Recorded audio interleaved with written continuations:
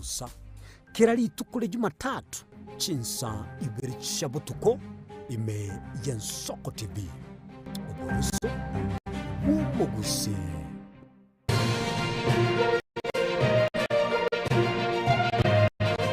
Eye Y'Ensoko TV uboroso umuguse.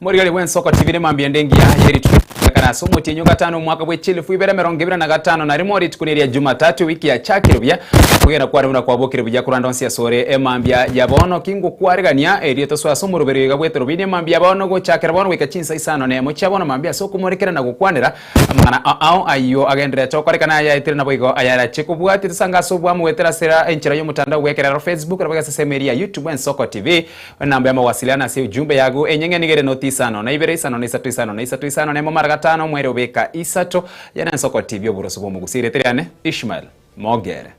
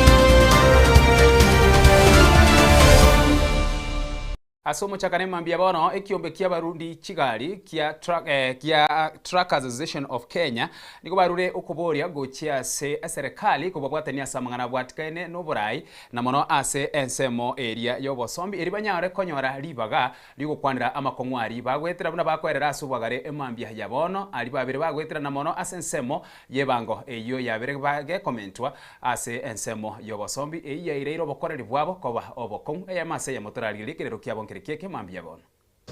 Tuko na SACCOS 143 Kenya nzima ambayo zina deal na malori kuanzia axle 2 hadi axle 4. Hawa members wa hizi SACCOs ni members ambao wamekubali sheria ya overloading. Wao ni hawa overload kabisa, ni non-overloaders. They've accepted to self-regulate. Now, this association was started way back in 2014, though registration was done in 2016. Tumekuwa na partnership na Kenya National Highways Authority ambao wamekuwa co-partners ambao wametushikilia, na mpaka sasa hivi tunaendelea na wao. Kwa mambo ya mafuta, uchumi ama transporters ndio ambao wanabeba ile nafasi kubwa kwa kuendeleza uchumi wetu. Kwa hiyo wakati serikali imeongeza mafuta bila hata kuita transporters kuongea na wao, inakuwa ni kama tumedhulumiwa. Na kwa hiyo sisi tunaona wakati serikali inaongeza mafuta kwa kiwango kama hicho walichoongeza juzi, pia sisi kwa kuwa hatuwezi beba huo mzigo, tunairudisha kwa end users. Na kwa maoni yetu kama transporters, tunaona kwa sababu ya ile rate, we do the same. Tunaona tupandishe kutoka up to from 12.5% to 25% ili huo mzigo usirudie transporter. Transporter wanalipa loans, wako na mafamilia. Kuna wale transporter ambao wanategemea hizi gari kwa day to day life. Kwa hiyo tungeomba kwa kupitia jambo kama hilo, ndilo tunaomba serikali ikubali zile bodies ambazo zinahusishwa kama Kenya Roads Board, KURA, KERA, NTSA. Those bodies should accept na wawe wametupa slot ya trackers, ili wakati hizi changes zinafanywa sisi tuweze kuchangia, na ili wakifanya decision iwe ni decision ambayo hayumizi mtu yoyote yule. Basically, I want to talk about the new traffic rules that are being introduced, and mostly on the part of introduction of road license. That one will cost the transporter much. It's an extra burden because already the transporter is paying more taxes than any other investor in this country. Consider a situation whereby a transporter fuels his vehicle. Every time when he does fueling, the government gets 85 shillings from every liter that we buy. And again, the same transporter who is doing an inter-county business moves from county A, where he's charged access, a parking fee, and other levies that have funny names, and goes to another county. The other county across the other place, they also charge those levies in different names that also amount to double taxation, and that one increases the burden of the transporter. For that, every time we are doing that, the cost of goods go up, and that also affects the consumer, which is not good. So I'm urging the government and the county government, at least if they can unify those charges to one license that enables a transporter to work anywhere within the country with only one permit, it would be good. But now NTSA, today they have this regulation. Let's put the speed, you call them what? Speed limiters. After a while, no, we don't want this kind of a speed limiter, we need telematics. And the previous one was working well. Now they start introducing a new gadget to transporters, and that's a cost every time. So we're urging any other person, the stakeholders in this government, and especially the policy-making authorities, to always know that the transporter is paying a lot of taxes, which are amounting to double taxation. We also would want to tell the government and the regulatory authorities from IRA, Insurance Regulatory Authority, IPRA, NTSA, KENHA, KURA, that we need a transporter to be sitting in their boards for the purpose of representation. Because when they come up with a regulation, that regulation, they don't even at times do what we call public participation. We only see a regulation in the newspapers or in the media that has been gazetted. So we request the government at least consider having transporters in their government. I mean, in those boards that deal with transportation issues in the country. Again, NTSA, who happen to be the safety regulators in this country, let them consider that we as transporters, when we give our drivers those vehicles, at some level we are guided by road signs. If they don't put enough road signs on the road and accidents do happen, they bring back the blame to the driver.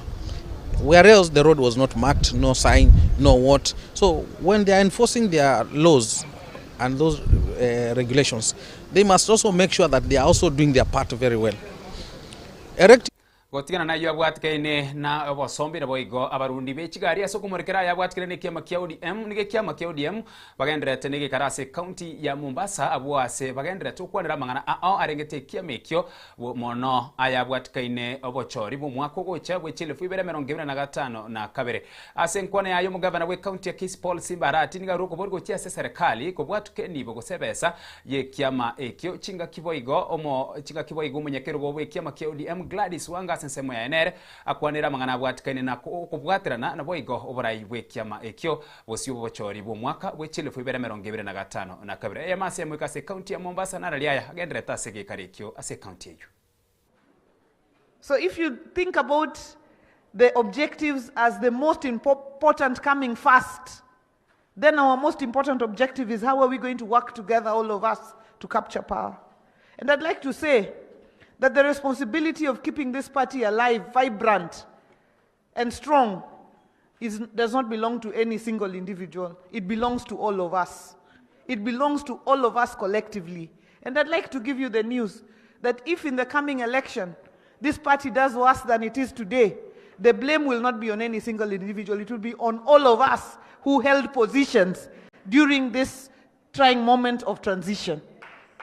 And therefore, I hope that we can discuss how we have an inclusive process, how we can expand the space so that everybody can, a majority of us, or even have greater representation in making decisions as to how we move our party forward, so that it is not seen as a few making decisions for the many. How do we open up the space in this conversation so that as many of us as possible make contribution to the decisions that we make in moving our party forward, so that this responsibility is not responsibility of a few, but it is responsibility of the majority of us. Our party comes first. Hii chama chetu ndio namba moja. Before anything else, it's our party. Before we think about anyone else, let's think about us. Let's think about our party. Party kuwe first, everything else comes after. And that's what I want to request. Number one, let's talk honestly. I like that Jalas began the conversation. He said we have talent. We want to contribute. How do we do it? Let's discuss how we do it. Number two, after having an honest conversation, let's think through how we create space so that more people are able to make decisions on how we move our party forward. Finally, let's put our party first so that we grow it. And when we come out of here, let's come out stronger, more united. Look at us here. Surely, is there a force greater than this one? Are there brains better than these ones? Are there politicians better than these ones in this room? Mukienda hata bunge, kuna debaters sharper than these ones? No. Mkikuja kwa magavana, there are no sharper ones than the ones sitting in this room. Mkikuja kwa mawaziri, hakuna wakakamavu kushinda wale ambao wako ndani ya uwanja hii. So we are the best of the best. Let's not beat ourselves. Let's not be discouraged. Of course, we got a setback. We lost our leader. This has been our leader for 40 years. We must have a setback. Something must happen. But what I say, let's not remain down. Let's not remain discouraged. Let's collect ourselves and hold each other's hands and move forward. Tuko tayari. Wacha tuseme. Kama baba alikuwa generator 5000 kVA, hakuna generator mmoja anaweza kuwa 5000 hapa. Lakini kama mwingine yako na 100, mwingine yako na 50, mwingine yako na 20, mwingine yako na 30, tukizileta pamoja tuziunganishe, tutafika 10000 kVA, tusukume hii chama mbele. Na nitasema kitu kimoja hapa. Madeni ambayo serikali nayo yetu kama chama, tunawauliza tafadhalini ndugu zetu, tupe pesa yetu.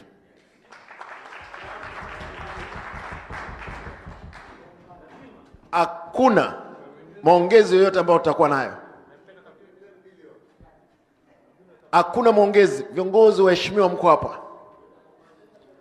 Ninyi ndio mnatengeneza bajeti. Sisi wanachama wa ODM, serikali iko na deni yetu. Na hiyo deni ndio tunahitaji tupewe. Mambo tuende mbele na chama chetu. Hakuna story nyingine. The minimum reducible item number 1. Mbadi yuko hapa?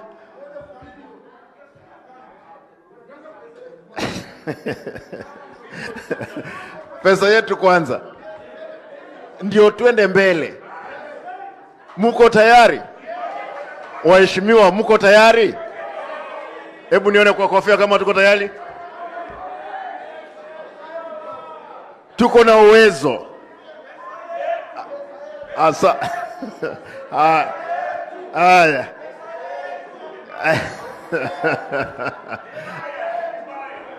Haya, mimi.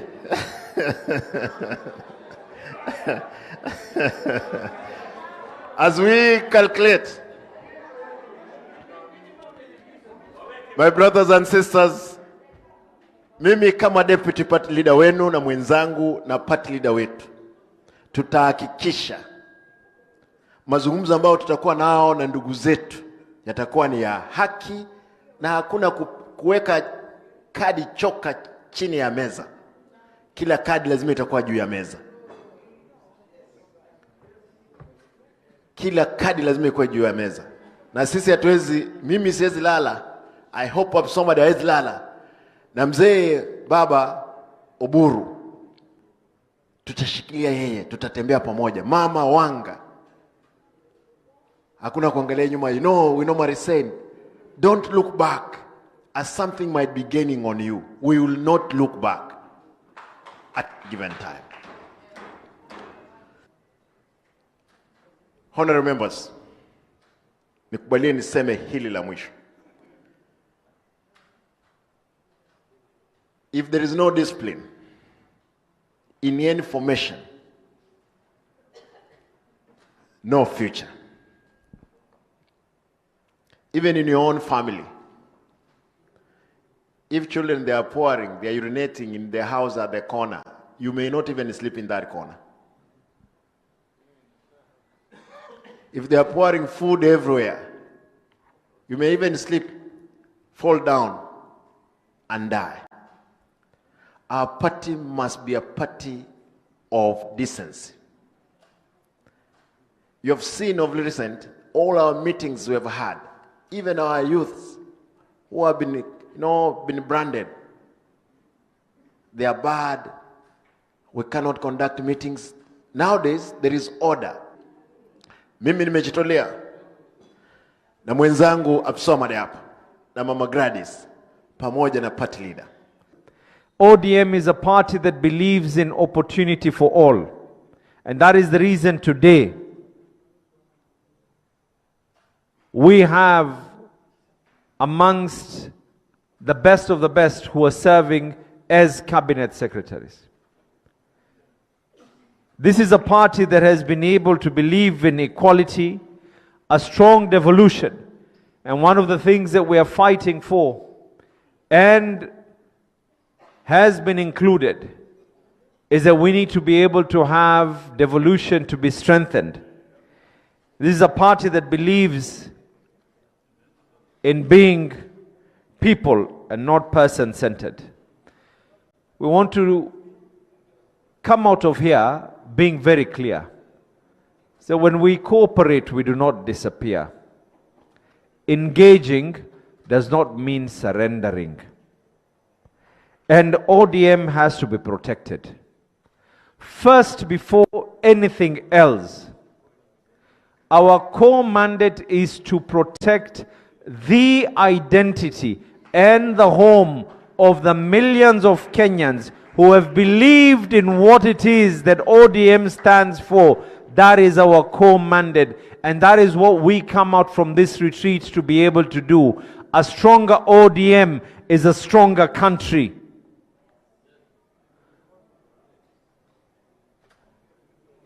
We need to be able to strengthen our identity, even as others wish to paint us otherwise.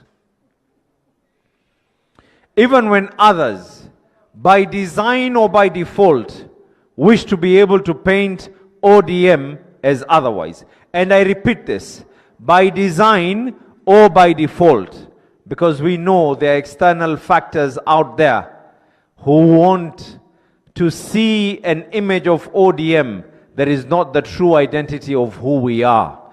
And I state this again, we need to tell our story before others try and taint a story of ODM in the colors that they wish, but we know that this is a party that in the eyesight, our colors are orange, but in heart, we believe in our identities: justice, fairness, equality, standing for devolution, and being the right choice for every single Kenyan. I want us to state very, very clearly, when we come out of here, we want to be able to say openly what our non-reducible negotiating terms.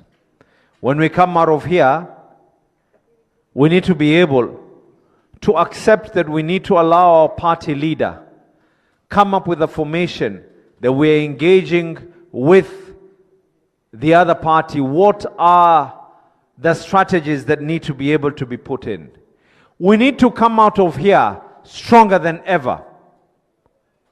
That this party was built with the principles of discipline.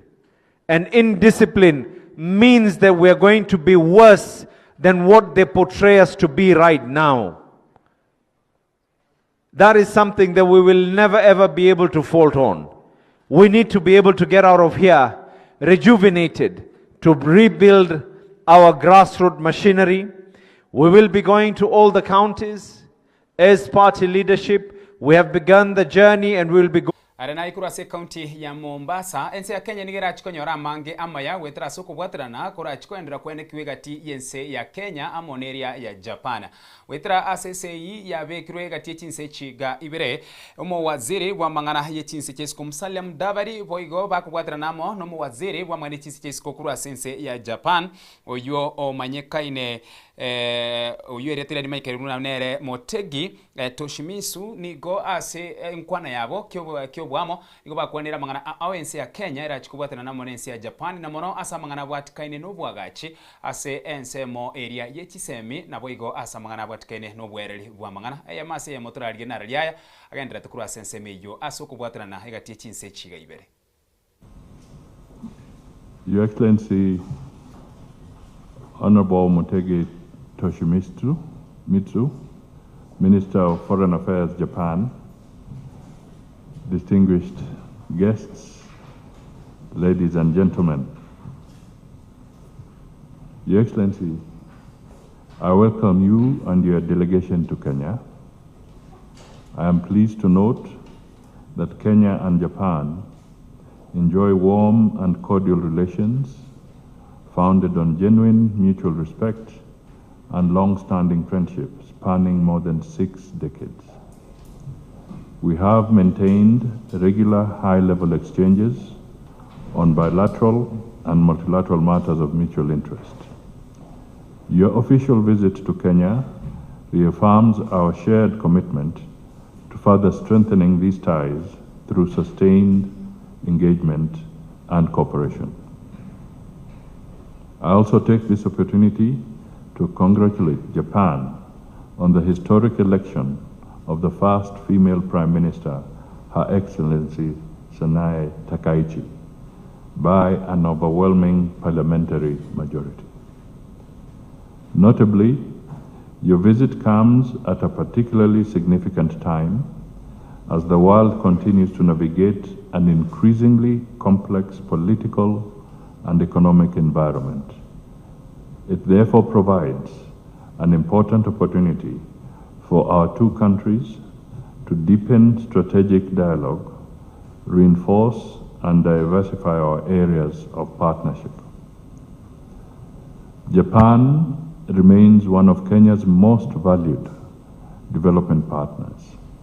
May I express our sincere gratitude that Kenya is the leading recipient of Japanese official development assistance. Indeed, Japan is also the second largest bilateral development partner to Kenya.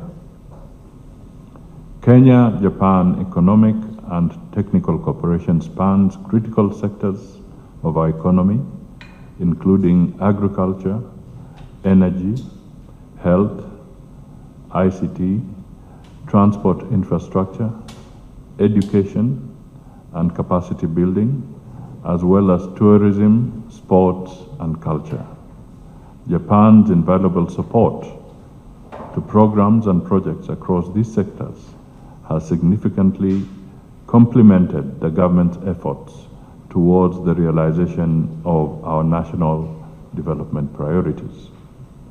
We particularly commend Japan's partnership in critical infrastructure and human capital development, which continues to drive Kenya's economic growth and enhance our regional competitiveness.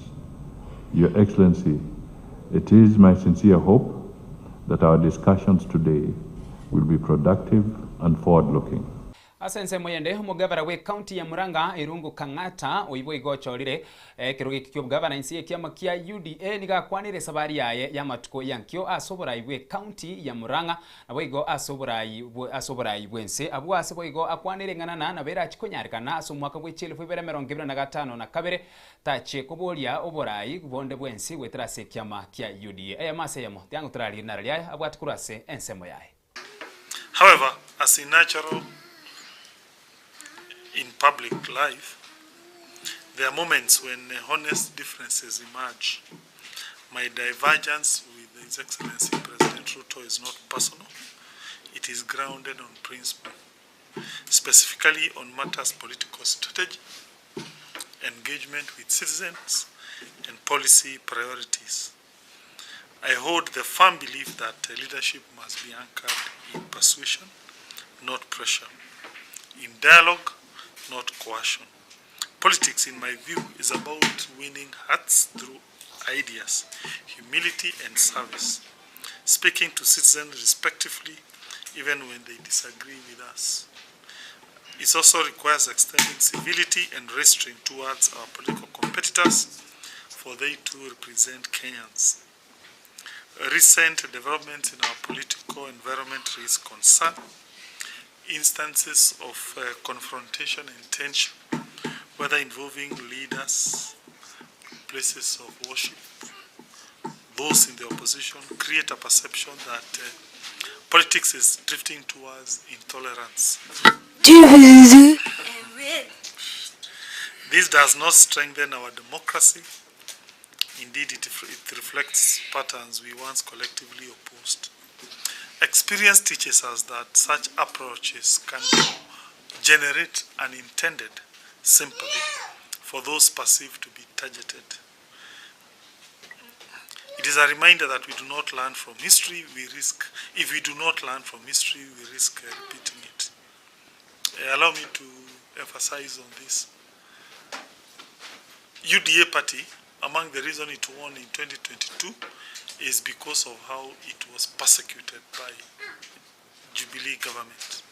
I'm surprised when I see UDA party repeating the same mistake of persecuting people who are then garnering major political sympathy, becoming most popular and popular and popular. It's as if we did not learn anything in the year 2022. An example, you have seen attacks in churches in Odaya. You have seen attacks in churches in Nairobi, Eastlands. We have seen people being pushed out, like Sifuna from ODM party.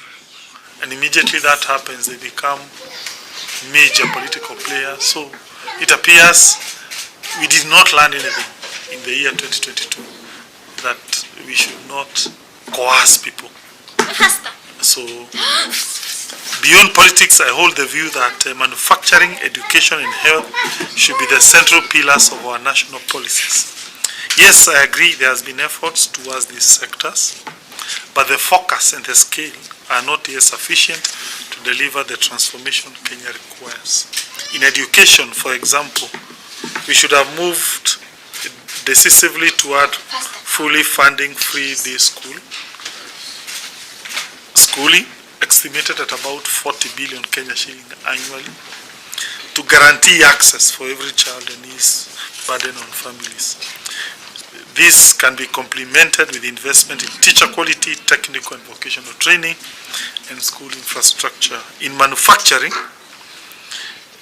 I have to thank the current government for making an effort to create what we call special economic zone and export processing zone, EPZA, and Murang'a is one of the beneficiaries. But there are so many linking,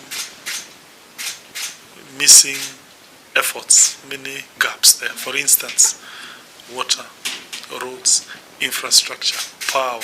So if governments would have put all efforts towards that, as opposed to the current speed and the level of investment, currently these EPZAs would be working now. On health, I think it is possible for us to have a program that targets the poor, where the government pays for them. That way, we have people who cannot be able to pay out of pocket. They are supported. His Excellency the President has always told us that the people are supreme, and thank you for that statement. And therefore, my responsibility is to adhere to what people have told me. And in light of that, and because I've tried my best to have these issues resolved internally, I have had a candid discussion with His Excellency the President, one-on-one, where we shared these ideas, but we did not reach what we call full convergence.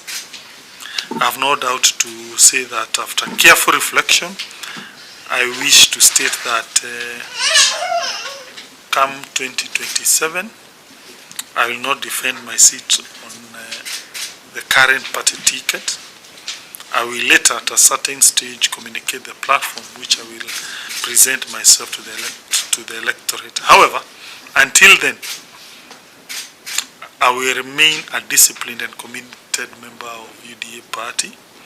I'll continue to serve diligently in my capacity and to cooperate with the national government in delivering development to our people. I will remain loyal to the President and also to the party through the remainder of this term. I do not intend to become the President of Kenya, neither do I want to become the Deputy President of this country. Therefore, my interest and his interest, they do not conflict, strictly speaking. Mine is only to defend my Murang'a seat. But I felt this is important for me to say because I have seen for the last few days, the President has been in Murang'a. And every time when I go there, I'm being pressured to endorse programs, to endorse him. Even the pressure has come publicly, including my friend Ishikimani Ishongo. They have even suggested that I'm not sick, which I felt is not fair, because truly it is true I have a problem. I felt that's too much. They have even reached to a certain stage that I thought if I don't do this, people will start saying I'm a cunning politician. So I said, okay, fine. Let me talk the truth. My view on asanse muyende kukuanira nabo kumurikira yabwatikenene kisemi murayibwense Dr. William Samuel Ruto amona babwatani bari me serikali nigo bakwanira igoro ya maunchiro ya berega kwene kiwa sensemo yekisemi se umurayibwense aerere buna maunchiro ya yo agendrete kwene kiwa nachikwenderera kokorekana iri kwene kibuna kisemi ngo ikirana chire nabo igongo kakana chire asekere ngo kirikiganire ka kwana kurwa se eskuru ya Njiri skulu ase ensemo ye bunge ya Kadara county ya Murang'a ababwatani barase serikali ya Kenya Kwanza nigo bagendere kwegerera obokorari bwe serikali asabatebrena nigo barachikwendera kubwatana na nomurayibwense Dr. William Samuel Ruto nonya no mwaka ogoche bwe 2025 na kabere erikwenekina konyoraro bubwi asentunda yaye ya kabere. Pale nyuma tulikuwa na changamoto mara 3 kwa mambo ya elimu, kwa sababu nasikia watu wengi wanaongea, lakini nataka niwapashe habari kwamba miaka 3 iliyopita tulikuwa na changamoto mara 3. Ya kwanza, hatukukuwa na walimu wa kutosha. Ya pili, hatukukuwa na madarasa ya kutosha. Na ya 3, hatukukuwa na pesa ya kusomesha watoto wetu ya kutosha. On the 3 challenges that were facing education, we have done something as a government, because I am a very strong believer that education is the single most important empowerment we can give to our children and to our future. Ndio wanenaji wakasema education is the greatest equalizer. Yaani elimu ndio inatupatia usawa. Watoto wa jamii zote, watoto wa maskini na tajiri wanakuwa sawa wakipata elimu. And because of that very important place of education, number 1, nikasema hata ingawaje tulikuwa tunaajiri walimu 5,000 kila mwaka, lakini tukabadilisha. Na leo nikizungumza na nyinyi hapa tumeajiri walimu 1,100 in 3 years. Why? Because education is important. And because we want to make sure that every child akienda shuleni akutane na mwalimu, kwa sababu hakuna elimu itaendelea bila mwalimu. Jambo la pili ni kujenga madarasa. We had a very big shortage of classrooms. In the last 3 years, we've built 23,000 classrooms. Education is the key. It is through education that humans are able to send rockets to the moon. It is through education that we now communicate with our relatives 6,000 miles away through digital means. It is through education when people get sick, they are treated by experts who have been educated to become doctors. And therefore, as a country, we must put the best foot forward to educate Kenyans. We must do our best to have a more educated human capital so that Kenya becomes a very strong and progressive society. We are so proud that Njiri's High School is leading Murang'a in that charge of a better society. Your Excellency, this school in Murang'a has produced some of our best minds in this Republic of Kenya. We have no doubt that you guys who are now here, be proud to be part of a school that is going to create the next best thinkers to solve some of our current challenges. Congratulations to being this one of the best schools in this Republic. Murang'a County has various programs, Your Excellence, which are also geared towards pushing this county ahead.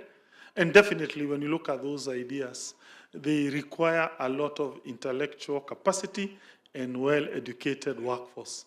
That includes our effort to create what we are calling smart cities, automation of our services.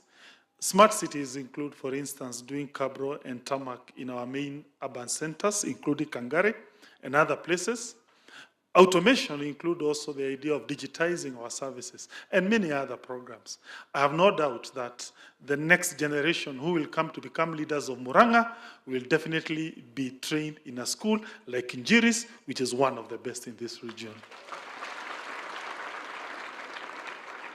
Your Excellency, as I finish, our journey to push Murang'a ahead definitely requires a lot of synergy between national government that you lead and Murang'a County government. We believe to provide jobs for these young people that we're educating here, we need to pivot now towards an industrial society. That includes our idea that we are now doing to create special economic zone, to create an export processing zone that require engineers and a lot of synergy between us and the national government. We beseech the national government to join us in that journey of pivoting Murang'a into an industrial society. That is how other countries like South Korea, China have moved ahead.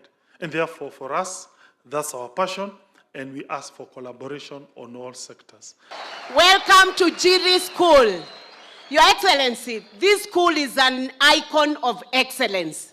And seated before you are doctors, engineers, presidents,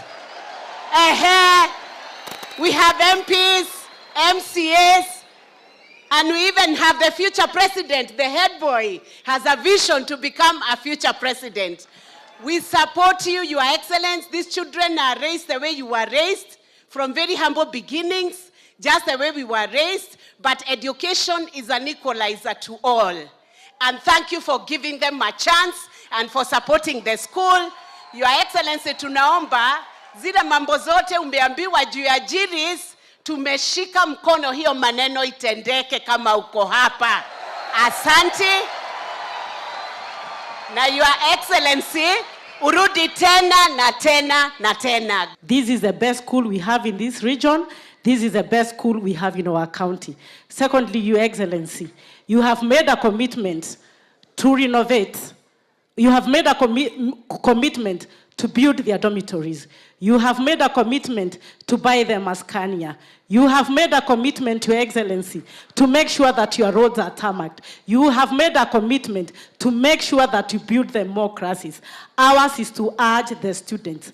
Now that the president has come here to support you, the best way you can repay the president, the school, and your parents is by working hard. Go tigana na ikuru ase county ya Murang'a go so ase county ya Kajiado muraiwe kiama kia DCP Rigathi Gachagua niga erere buna niga areneganga yokurwa na ekero kyubra iwense asobocholi bori bose mu mwaka we chile fubera 2025 na kabere asatebire na eganga ya etegani irigwo koreta ogwatana nikana ase ensemeri kwa minister serikali ya United Alternative Government kurende nigo arachigwanchirana na boigo gusira oria oguchia kwirukia ebendera ya United Alternative Government ase kirenga kenene nigo kere kurusia omurai wense William Samuel Ruto ase ekerogekyo. Watu ya DCP wameniambia nipiganie kiti cha urais na niko hapo. Lakini tungetaka tuambie Wakenya wasikuwe na wasiwasi. Sio kusema kusimama kwangu inaweza gawanya upinzani. Sisi tuko wengi sana. Tuko wengi sana. Tuko na Dr. Kalonzo Musyoka, tuko na Fred Matiang'i, tuko na Martha Karua, tuko na Eugene Wamalwa, tuko na Justin Muturi, tuko Fred Matiang'i na kila mtu na mimi. Hakikisho yangu ni kwamba zote tutaketi pamoja, tusikizane, tutoe kiongozi mmoja wa kupambana na William Ruto uchaguzi ujao. And I want to promise the people of Kenya that Rigathi Gachagua cannot be the dividing factor in the quest for one presidential candidate. Mimi nina matumaini na ninaomba wateue mimi naona nimetosha. Lakini kama haitawezekana, isemekane ni mwingine ndio tuweze kutoa huyu jamaa, mimi nitamuunga mkono. So we want to clarify to the people of Kenya that our objective, our plan, our quest to have one single presidential candidate still stands. And the fact that we have declared individually does not undermine that commitment and that objective. So musijali, tutaketi chini tukubaliane hapo mbele. Lakini saa hii kila mtu atafute umaarufu wake, si ndio? Kila mtu you go and consolidate your support. Kila mtu azunguke, atengeneze chama yake ikuwe strong, atafute wafuasi. Kila mtu wako huru na sote tuko pamoja. Then hapo mbele tutaketi tuulizane kati yetu nani yako na umaarufu ya kutosha ya kupeperusha bendera na ya kuleta ukombozi katika Jamhuri ya Kenya. Mimi naona haya kwa sababu nilikuwa hapa tukitafuta urais, tukafanya promises mingi sana, na hizo promise bado timiza. Hii barabara ya kutoka Ilasit kwenda Taveta ni aibu kubwa, kwa sababu ni jambo ambaye tuliahidi, na ndio tunaomba ya kwamba hii barabara ikuwe ya kukamilika, hasa isaidie wakulima ndio waweze kupeleka mazao yao katika soko. Naona William Ruto alianza pande ile ya Taveta kwa sababu ako na shamba huko. Ako na shamba. Sasa ameanzia na pahali iko shamba yake. Angekuwa muungwana aanze pahali watu wako wengi. Lakini msijali, asipomaliza hiyo barabara mwaka ujao si mbali. Tumebaki mwezi 14 hivi. Kwa hivyo isipomalizika tunaomba amalize akuwe muungwana kwa sababu aliahidi. Asipomaliza basi sisi tutakuja kuhakikisha hiyo barabara imeendelea. Mimi tunaona haya sana ya kwamba hii damu, mimi mwenyewe nilitafuta pesa 175 million nikiwa ofisi na PS wa irrigation Bwana Kimodho ambaye anatoka hii county, na tukasema ya kwamba hiyo damu itasaidia wakulima sana katika Kajiado South. Walimtoa ofisi, wamesimamisha. Hiyo pesa ilikuwa imewekwa kwa hiyo damu, imeondolewa. Mimi naomba William Ruto, hata kama uko na shida na mimi, usikuwe na shida na watu ya Kajiado South. Hakuna haja utoe pesa ya damu ambaye ingesaidia hao wananchi na ugali unatafuta kura zao. Na kuomba kwa heshima utoe onyo, ile pesa imetolewa hiyo damu ilegeshwe, hiyo damu ikuje ikamilike ndio iweze kusaidia watu ya sehemu hili. Ukiongea na marafiki wako, colleagues wako ambaye mnatafuta kiti ya president pamoja, sisi maombi yangu na maombi ya hao watu wa Kajiado, tunasema enda presidency. Na hiyo presidency tutakuchagua hapo. Ama namna gani? Ndio hiyo. Na ya mwisho, hawa watu wa Kajiado, Your Excellency, wamesema hawataki uongo, na ni maandiko, sitoke kwa maandiko moderator. Wanasema hawataki uongo. Your Excellency, watu wa Kajiado wanasema hawataki uongo. Na promises ambaye Mheshimiwa Ruto ametupatia zimetosha. Tunamwambia Mheshimiwa wetu Ruto ambaye ni president wa nchi yetu ya Kenya, Kajiado imetosha mambo ya promises. Wachana na promises ya Kajiado, timiza promise ambaye tayari umetupatia. Hii barabara tunataka iishe. Tuache kuchezewa. Hii barabara ambaye tumeingilia hapa hivi inaenda mpaka Rombo, mpaka Matepes, Taveta, imalizwe. That's one assignment. Assignment ya pili, kwani tunasema uongo hapo? Watu wa Rombo tunasema uongo? Tunapiga siasa hapo? Tunapiga mtu hapo? Mumechukia uongo? Ndio hiyo, tumechukia uongo. Maana hata hiyo ni maandiko. Tunamwambia Rais Ruto, kuna damu iko hapa juu. Pale juu mlianza pale, ilikuwa pale karibu mountain pale. Pesa ya umma iliwekwa zaidi ya milioni 20. Na saa hii mumeacha hiyo damu. Hakuna kitu iko kwenye hiyo damu sasa hivi. It's a white elephant. Serikali yako ikuje malize ili tuweze kutumia katika mambo ya irrigation. Kwa uchaguzi yoyote, demokrasi ni mtu kusimama aombe kura. Kuna viongozi wengi watasimama. Mheshimiwa Kalonzo Musyoka anasimama kiti ya rais. Mheshimiwa Kalonzo Matiang'i Fred anasimama kuwa rais. Naye kama DCP tutapeana Rigathi Gachagua to be our presidential candidate kwa uchaguzi ambao unakuja. Kama United Opposition Arenayo korwase county ya Kajiado na wega ya watikene kiama kia DCP mambia bono ni gumra igwensi William Samuel Ruto agendere tukora igikaro ase enyumba yobra igwensa somucho Nairobi abwasa banachi ebina bagendere tegutianigwa eriba chake kurwa bakorera bwabo gutia ase ense emase yemo gwikase enyumba yobra igwensa abwasa mura igwensa agendere tukuru enkwane yae mambi yabona asomo yego yobo gutianigwa abanachi ebina. Congratulations to each of the judges taking oath today. Your appointment is both a great honor and a weighty responsibility, and a solemn commitment before God to serve His people with integrity, diligence, and humility.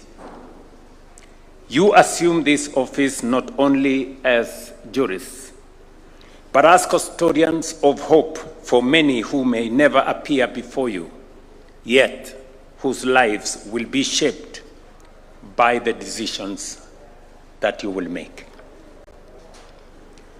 The government of Kenya attaches great importance to the role of the judiciary in nation building. Guided by our constitution, which guarantees access to justice for all, we view justice not as an abstract ideal, but as a practical instrument of advancing social justice, strengthening governance, and improving the lives of every citizen. Consequently, we are guided by the aspirations of Kenya Vision 2030, which places the rule of law and access to justice at the center of our economic, social, and political transformation. We are equally cognizant of the judiciary's transformation agenda, particularly its emphasis on social transformation through access to justice. This vision reinforces the judiciary's role as a key pillar in delivering inclusive development and sustaining public confidence in our institutions. In line with this commitment, the government has continued to invest in the judiciary through enhanced human resource capacity and sustained budgetary support. The judges sworn in today are part of that intentional and deliberate effort.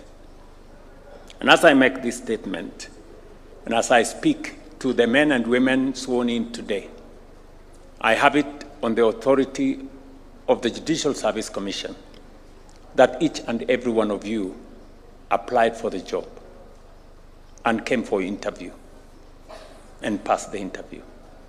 I hope that is correct. Because I come across many leaders in my life as a leader in this nation who step forward, are either appointed or elected or nominated, but then become very reluctant to do that which they applied for or were elected to do. I come across many leaders who, having gotten into office, they escape the duty of that office. They procrastinate, they delay, they absent themselves, and sometimes outrightly run away from station. I want to plead with you that the job you applied for goes beyond an appointment letter. You have been sworn in to a mandate, and therefore, please take this appointment and this swearing in very seriously. As capacity expands, the expectation is very clear. Justice should be timely, efficient, and meaningful in the lives of people. The true measure of our justice system is whether the ordinary citizen experiences fairness, timeliness, and dignity.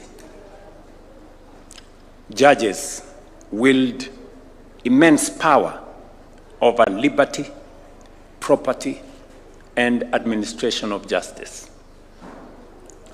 With such authority, much must come clear and measurable standards of professional excellence. Let me take that again. With such authority must come clear and measurable standards of professional excellence. Judicial independence is indispensable, but it must safeguard the integrity of decision-making, not shield incompetence or poor performance. Independence protects judgment and accountability. Accountability ensures professional standards are upheld. And I say this with a measure of experience myself. Those of us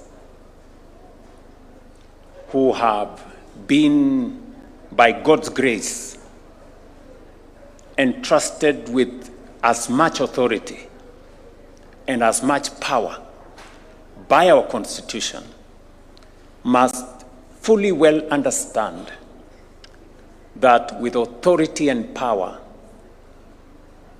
that comes from the Constitution comes great responsibility. And responsibility to fidelity to the law, to the Constitution, and to the well-being of the Republic of Kenya. And with responsibility, ultimately, comes accountability. That as you exercise the immense authority and power given to us by the Constitution, ultimately, we must be accountable to the people of Kenya and to God. And so, all of us, those of us who have lifted the Bible or the Quran or our hands to swear, must understand that our mandate goes beyond a mere appointment. There are people who are appointed by letter, and you will get a letter of appointment. But there are those of us, you included, who swear because of the heavy responsibility that we carry. In regard to the COMESA Court of Justice, 5 judges of the Appellate Division and 7 of the First Instance Division have been sworn in. I therefore discharge this responsibility as the chairperson of COMESA on behalf of my colleagues, a task that has been entrusted to me by the authority of heads of state and government. This task bears witness to our efforts to fortify the operations of the judicial arm of the common markets, and the COMESA Court of Justice is an important organ of the common market, tasked with the responsibility of interpreting the COMESA Treaty. To the judges taking oath today, the responsibility before you is immense. Each case file represents more than a dispute. It carries with it livelihoods, investments, and the hopes of individuals, communities, and a nation. Your decisions, Honorable Justices, will shape lives and influence the broader trajectory of our society. It is therefore essential to weigh these considerations carefully so that justice is not only legally sound, but also socially responsible and impactful. As we expand judicial capacity, we must also reaffirm our commitment in integrity, both as individuals and as institutions of service. Integrity remains the foundation of public trust. It calls for visible leadership, consistent accountability, and firm action against corruption at all levels. By doing what is right, consistently, and without compromise, we protect our nation and strengthen the values that define us. I implore you to do the right thing, however difficult, however unpopular, however uneasy it may be. Finally, when all is done and said, the things you do right will count. I'm talking from experience. Do the right thing. Not the convenient, not the popular, not the easy, the right thing. Just do it. I have done it and I have no regrets whatsoever. However difficult, however unpopular, however, whatever it is said. But ultimately, what is right will stand. This also calls for what we must all do. And I want to implore upon you that as a leader in this nation, and you don't always get an opportunity to be a leader of a nation. So it is a place of privilege, it's a place of great honor.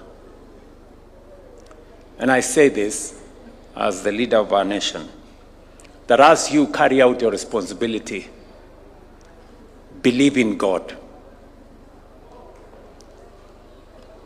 Believe in our nation. Kenya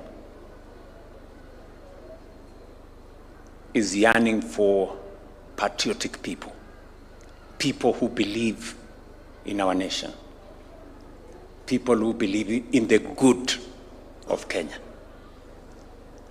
And I want to ask all of us to use this very solemn occasion to call on us so that we can protect this nation, we can believe in our country, we can believe in ourselves as we believe in God. The expanded capacity that I see today places a clear responsibility on every institution, including the judiciary, to deliver results. We look ahead to the next state of the judiciary and the administration of justice report with keen interest to see decisive progress in reducing case backlogs, and many other issues that I'm sure the Chief Justice will provide leadership around. This calls, in my opinion, for innovation, including the effective use of technology and new ways of working to ensure that justice is delivered without delay. With the men and women sworn in today, that progress is well within reach. Let me also use this occasion to congratulate the new president of the Law Society of Kenya. I haven't had occasion to congratulate my good friend Charles Kanjama. Congratulations, Charles, for a well-deserved leadership of our legal fraternity in Kenya. We have been on the same side sometimes, we have been on different sides sometimes, depending on the season and the subject and all the other things. But that's the nature of our democracy. And I know, knowing you very well from before, that you are up to the task of leading our good people in the judicial, in the legal fraternity. Let me also take this opportunity to congratulate the outgoing chair, presiding judge of the Comesa Court. Madam, congratulations for the service you have rendered to Comesa. Let me also take this opportunity to congratulate our own Madam, where is she? Right there. Congratulations, my dear. And you have done exemplary well. Welcome home. We will have some assignments for you. And to congratulate the new people, my good friend from Zimbabwe, is it? From Zambia. Yes, from Zambia. Congratulations, Judge, as you take up the responsibility of leading our Comesa Court, and also Agre Muchelule, as you take over the responsibility as the principal judge. And to all the good people here who have been sworn in today, I've had the privilege to swear in 92 judges now in 3 years. And it's a commitment that I made to the people of Kenya to work with the judiciary in a manner that will help build the capacity of the judiciary so that we can, all of us, as we serve the people of Kenya, do the best for our nation. I have seen many judges here, people who have spent many years in the legal profession. I was wondering at some point why the people who came here were very mean with their applause. And at one point I was wondering whether you brought the right people. I thought you came with members of family, and I thought you came with friends. And I thought members of family and friends would very well appreciate what you have done. Can we a round of applause for these people? Yes. Yes. I mean, these good people we are swearing in today have spent years, 20 years, 29 years, more than 15 years. And this is a very well-deserved occasion for them, and they deserve a round of applause. And I have seen across, with different experiences, I was telling Belinda, I like her passion.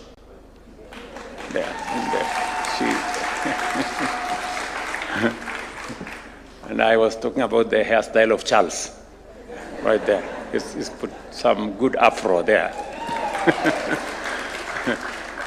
But in my life as a politician, I went to a place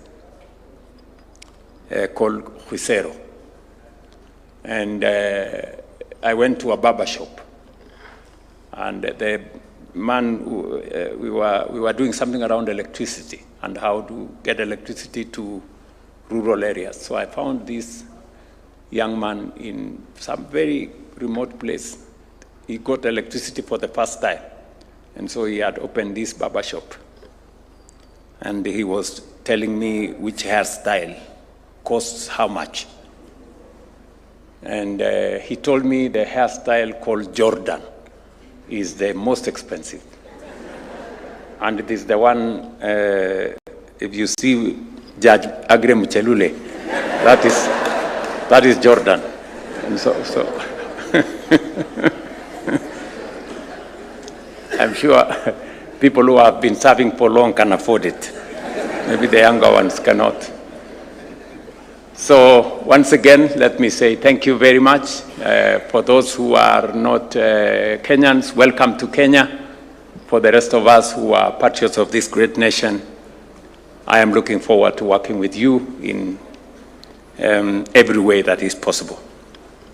Once again, congratulations. I wish you success in this very noble undertaking. Asanteni sana, and God bless you. Thank you, Your Excellency. I'll then request that we all be upstanding as we come to the official close of this ceremony with the national anthem. The anthem.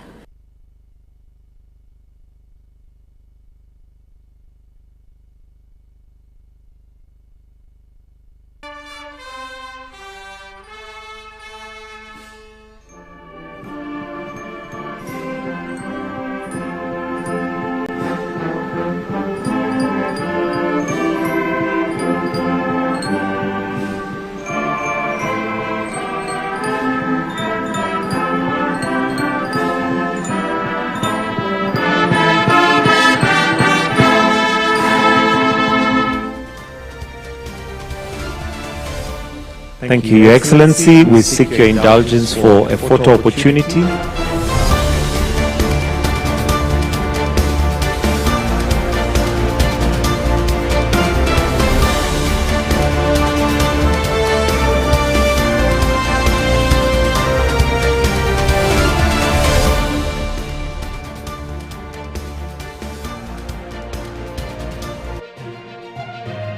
Eye Y'Ensoko TV. Uboroso bw'umugusi. Gerage majenga tara, daike taoni ya nyamira na lena shauri sangwe, ngaroromo ichano. Umutubate ya mabwari. Muri Y'Ensoko TV, oyo no mulio gwokongolia mareko na inje mwana mboka Edwin Yang'au.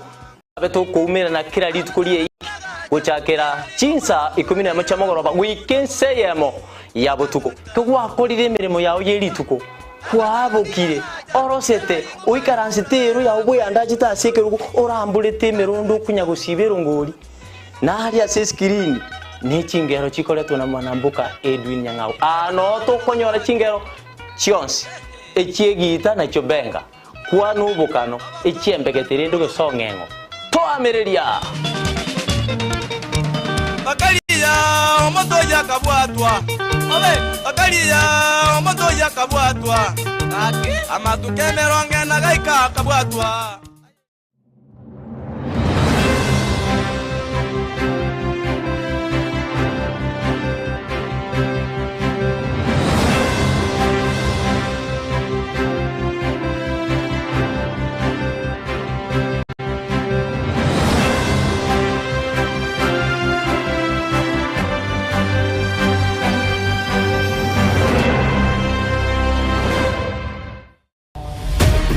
Nabali b'ekinguru erikwe manyabo na wataka kuruchitanenya chense Frida Kerubo, Innocent Onyango, Clinton Ondigi, Diana Ndemo, Ishmael Mogere, Linet Nyambane, Daniel Omwaga, eke na kigikosa kiamesa yamangana maya Ensengongo ibere kera etageka na kera ensa amangana maya nigo agwateka nimbe ngotuka gosaka nabo igokumanya ayarabega gwateka korwa ase omuchomo neno Nairobi erietariane Linet Nyambane.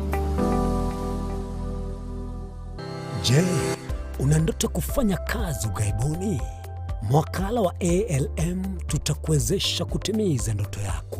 Tunatoa ajira katika nyanja mbalimbali kwenye mataifa ya Qatar, Milki za Kiarabu, Saudia, Bahrain, bara Europa, miongoni mwa mengine. We are legally registered by the National Employment Authorities and we are licensed to do manpower recruitment for different countries.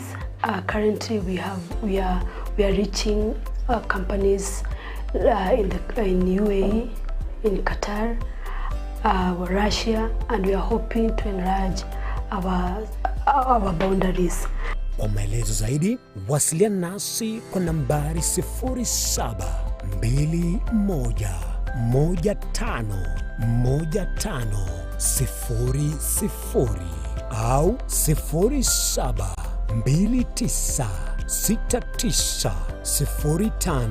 0729690571 au unaweza kutembelea katika ofisi zetu zilizopo jijini Nairobi katika jumba la Delta House, orofa ya pili, chumba nambari 204 katika barabara ya University Way.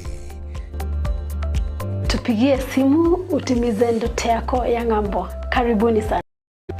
Onye kubwatari iboryo obosemia gusekero kendi gyonsi kuri mirobiri tu Y'Ensoko TV twakere simi ase namba 0788666663 gose tulikiriri kuri email ensokotv.ke@gmail.com boigo nabugo tutarira service ite gutuka samagacho hazina towers egoroba ya gatanu narimo asumucyo munene Nairobi. Y'Ensoko TV uburuso w'umuguse.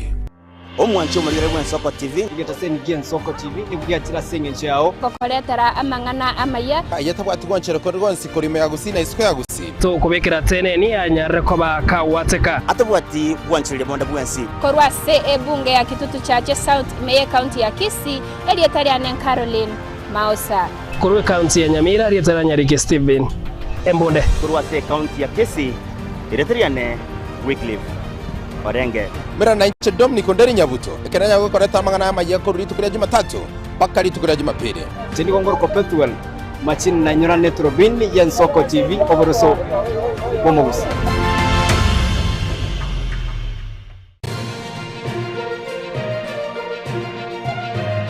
Eye Y'Ensoko TV oburuso bw'umugusi.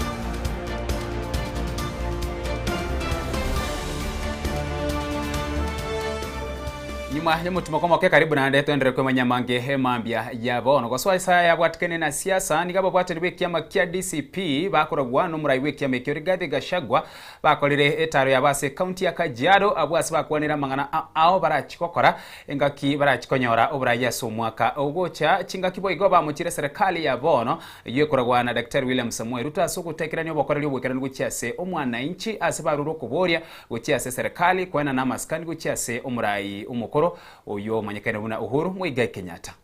Mimi naibika kuna mtu anaitwa Wetangula ameharibu bunge la kitaifa, anataka ati kusomea Rais Uhuru Kenyatta. Wewe Wetangula umefanya bunge kuwa organ ya UDA. Wewe mwenyewe tabia yako ni kama youth winger wa UDA. Bunge la kitaifa ndio inapitisha maneno ya kuumiza wa Kenya. Bunge la kitaifa imekuwa bunge ambaye haipewi heshima na mtu yeyote. Kabla uongeleshe Rais Uhuru Kenyatta kwenda tengeneza mambo ya bunge la kitaifa. Na mimi nimemuomba Rais Uhuru Kenyatta, my brother Uhuru Kenyatta, hapana uziwa uoga, hapana nunua uoga. Uko na haki ya kikatiba kuongea mambo ya Kenya. Uko na haki ya kikatiba kuungana na Rigiji tutafute serikali pamoja. Rais Uhuru Kenyatta uko na haki ya kusema vile Kenya inatakiwa kukaa. Rais Uhuru Kenyatta uko na haki ya kunipigia kura na kupigia ile mtu ambaye unataka. Usitishwe na mtu yeyote. Mimi Rigiji na jeshi yangu tunatosha kulinda Rais Uhuru Kenyatta asitishwe, asibabaishwe. Ningependa kuwakumbusha kwamba kura ambayo inakuja in 2027, musisahau William Ruto ndio aliua Gen Z wetu wakati ya maandamano. Tumeona kwamba the Kenya Human Rights Commission imesema kwamba Gen Z 364 walipigwa risasi, wakanyongwa, wakarushwa kwa mtoni. Munakumbuka wakati Gen Z walikuwa naandika kitu kwa WhatsApp ama Twitter ama wanachora cartoon ambayo iko na kichwa sharp, William Ruto alikuwa anatuma polisi wana abduct Gen Z, wanawanyonga, wanaweka kwa magunia, anatupa.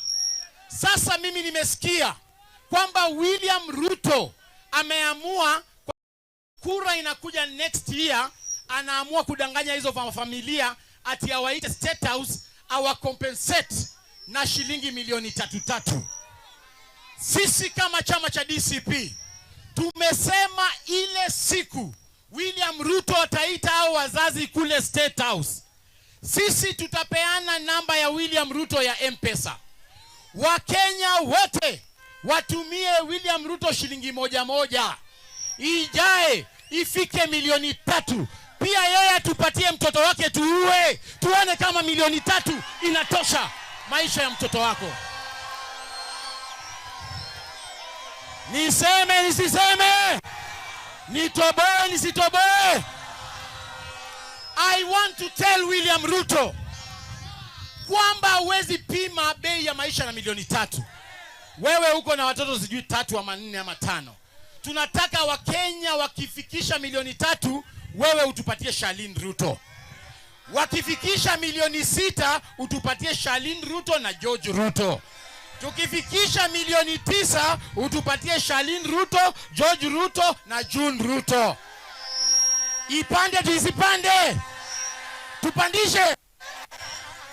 Jambo la mwisho. Sisi tunaambia Kasongo, vile uliomba mtoto wako msamaha, omba wa Kenya msamaha, sababu umekula pesa yao. Si ndio? Aombe msamaha. Hamutaki? Wacha nikwambie vile aliomba msamaha sababu watoto wetu hawajaenda shule. Pesa ya shule ati anapelekea mtoto, kila mtoto kwa shule shilingi 53 wake ya nani? Akiua watoto wetu anawalipa 3 million. Tukiwapeleka shule anawalipa 53 bob. Inaonekana mtu ako tu na haja na wale watu ambaye anaua. Si ndio? Inaonekana yeye ile alisema bottom kumbe ilikuwa ukweli, anataka kutupeleka bottom huko chini. Leo tunamwambia vile uliomba mtoto wako msamaha, omba wa Kenya msamaha, sababu ya SHA haifanyi kazi. Wamekataa. Watu wa hapa Kajiado wamesema hata ukiomba msamaha wanakupeleka nyumbani. Si watu wamekataa ombe msamaha? Mumekataa. Hebu tuone wale wamekataa ombe msamaha kwamba umkome kabisa Uhuru Kenyatta. Yes. Umkome kabisa Uhuru Kenyatta. Wewe una tabia mbaya. Una tabia mbaya za kutuma watu wako waende wakamshambulia Uhuru Kenyatta. We are asking you, William Ruto, you must now lock your attack dogs led by Moses Wetangula, your chief goon. Ni lazima Uhuru Kenyatta patiwe uhuru kama Mkenya mwingine yoyote. Na sisi tuko tayari kumlinda Uhuru Muigai Kenyatta. Ni kweli si kweli? Kweli. Na mwisho, Senator Seki. President William Ruto, you are a very irresponsible president. How do you start a road in Kajiado? Or you go to Taita Taveta where your land is and do not start at Ilasit, Ndarara, Rombo, Tunjukini where the real farmers are? Sio ni madharau ya hali ya juu? Wangapi wanasema aende.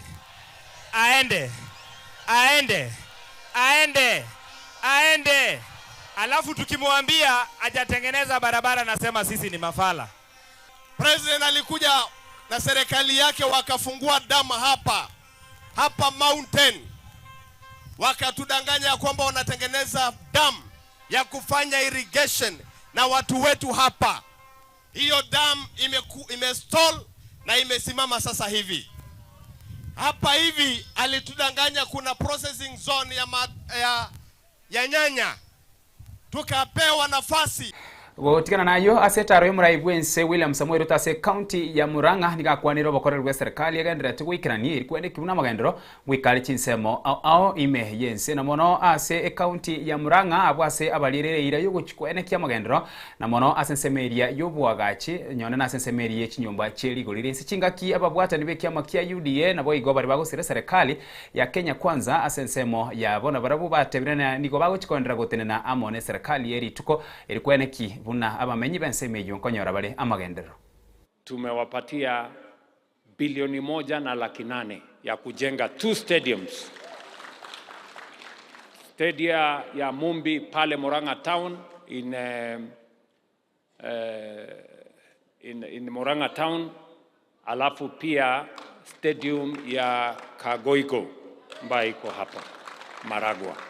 Na hizo zote zitaendelea sambamba na zile zingine tunajenga katika taifa letu la Kenya. Na Kenya hii, nataka niwahakikishie watu wa Murang'a na Kenya, tutabadilisha Kenya hii kwa miradi na mipango ya maendeleo. Ile hatuwezi kufanya ni makelele, siasa, matusi, chuki. Hiyo haiwezi kutusaidia. Lazima tushirikiane, tufanye kazi kwa pamoja, ndio Kenya iweze kwenda mbele. Kwa hivyo mimi nimefurahi sana kufika hapa Murang'a na nitakuwa hapa tena na tena na tena. Leo hapa Murang'a tumesajili watu 1427, 427,000 people in Murang'a County today are registered in SHA. Hapa Murang'a pesa ambayo tumetuma kama serikali kupitia SHA ni bilioni 2.2 billion shillings in the last 1 year have been sent to Murang'a kulipia mahospitali yetu na zahanati zingine. Nimeuliza huyu anayesimamia hospitali yetu hapa Kidhumo Mission, huyu mungwana ameniambia kwa hiyo pesa wamepata shilingi milioni 90, 90 million shillings imeingia kwa hiyo hospitali. Na amenieleza kwa sababu ya SHA wameongeza bed capacity from 36 to 66. Huyu muungwana ameniambia mwenyewe. Na ameniambia zamani alikuwa anahangaika kwa NHIF kupigia simu huyu, kuomba yule, kwenda pale akitafuta pesa. Siku hizi anakaa kwa ofisi yake, pesa inatoka SHA, inakutana na yeye kwa ofisi. Sio kama tunaelewana? So kwa wale ambao mnasema SHA haifanyi, kuja ongea na huyu administrator wa hii hospitali, atawaambia ukweli. Ama enda kwa any hospital, they will tell you the truth. Na mimi nawashukuru sana kwa sababu nyinyi ni watu wale wanasemekana mnaweza kusoma barua hata kabla haijatoka ndani ya bahasha. Si nyinyi mnafuatilia maendeleo? Si mnataka tujenge barabara? Tuunganishe stima? Tuwe na mpango ya affordable housing? Tuwe na mpango ya matibabu? That's what we want. Ama namna gani jameni? Si ndio? Kila mtu, hata Biblia inasema kila mtu atabeba mzigo yake. Nyinyi kama watu wa hapa Murang'a, si kila kiongozi anapimwa na ile kazi amefanya? Kuna mtu anapimiwa matusi? Kuna mtu anapimiwa mambo ya ukabila? Kuna mtu anapimiwa mambo ya chuki? Kila mtu apimiwe na ile kazi amefanya. Kama umejenga kanisa, kama umejenga barabara, umeunganisha stima, umepanga mambo ya kilimo, umesomesha watoto wetu, umepanga mambo ya afya, hapo kila mtu ndio atafanya nini? Atapimiwa na kazi yake. Na ndio hata wale wanashindana na sisi, mimi nimewaambia hakuna haja ya ugomvi, hakuna haja ya matusi, hakuna haja ya chuki, hakuna haja ya ukabila. Nyinyi leteni scorecard yenu. Mimi nitalete scorecard yangu. Hawa wananchi wataamua. Si ni kweli? Yes. Yule amejenga barabara, akuje na barabara ile amejenga. Mimi nitakuja na ile nimefanya. Shule waamue walete ile shule wamepanga. Mimi nitakuja na yangu. That's how we are going to move the country forward. I have served slightly with the government of His Excellency Mwai Kibaki, then His Excellency Uhuru Kenyatta, and now yourself. And I want to stand here at home and give a testimony that, dear Kenyans, we will not have one dedicated, one president mwenye ujitolea, huamka mapema, analala usiku, amejenga manyumba, ameangalia maneno ya SHA, ameangalia maneno ya elimu, anaangalia maneno ya kina mama, ameangalia maneno ya wazee, and he genuinely means. Aranaikura se county ya Murang'a amraiwe kiama kia United Green Movement David Maraga nigamochirie na boye kubwatene serikali ya Kenya kwanza ase bikoro bya babegu ebigandira to comment kana imeyense na mono ase misangirikano ya gesiasa ase atebire buna nigo ebikoro bingabuna ebigose ababegu abo nigo bakwirera ose nigo bagoturubani emesangirikano ya gesiasa na boigo kwirera omorembe gutabao imeyense na moneka turuchiase obochorbo mwaka It is the government which is using goons, or rather those in government. If the government didn't want goons, it would stamp it out in a day. It has the capacity to stamp it out in a day. But the press reports that we have show clearly that it is the government which is, or rather those in government, because of impunity, they know nobody can do anything to them, who are getting goons. You saw in a funeral, I saw last night, a funeral was it in Siaya or where? Yeah. Yeah. Goons who can't allow Honorable Rengo to even mourn his friend's mother. And you know what they were chanting.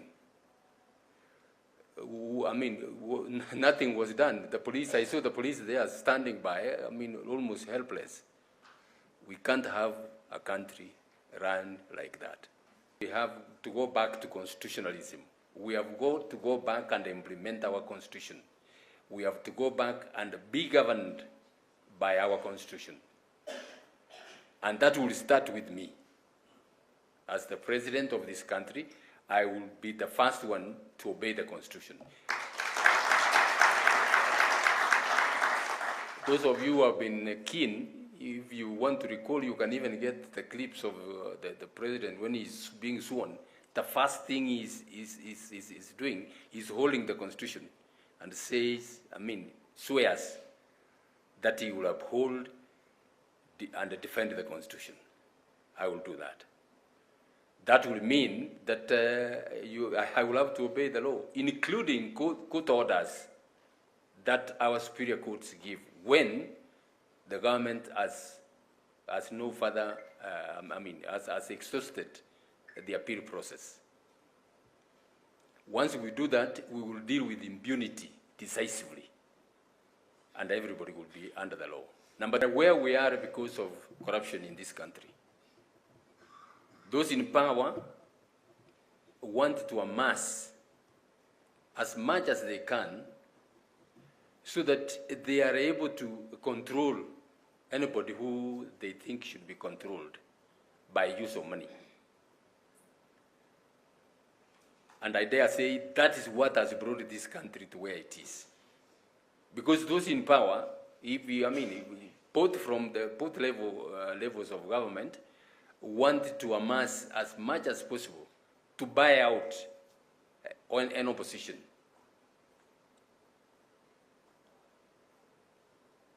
And they are doing that with our resources. Just looting. You get a few people, somebody was saying the other day, look, I was in school with some of these fellows, and we used to beat them in class. They have more than 10 times what I own, and I have been struggling here as a professional. What is it that made them so intelligent that they are able to amass this? Of course, he's asking a rhetorical question which he knows the answer. These people have simply stolen.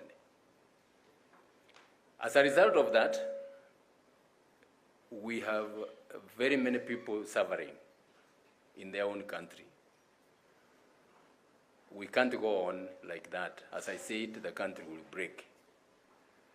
We must deal with corruption decisively and get people to take care of the national resources that the country places in our hands. That way, we will share what we have as a nation. We will share the national cake equitably, and the Kenyans will be happy. I can assure you that if we do that and the Kenyan people see that the resources they are placing in our hands are being utilized for the purposes they are intended, even if we don't meet the Yemana soko chore Y'Ensoko TV oboroso bwo mugusina bwo kubati murubire yega korwa mochakana wikira vono igana inde chingaki twikire omwerio aseria lero nani turomirane ankyo chakira chinsenye wika chinsa isano ne mugendera gotengere mirubire ndi yatigere aseri tukorigima wendre kwego Y'Ensoko TV oboroso bwo mugusina riteriane Ishmael Mogere.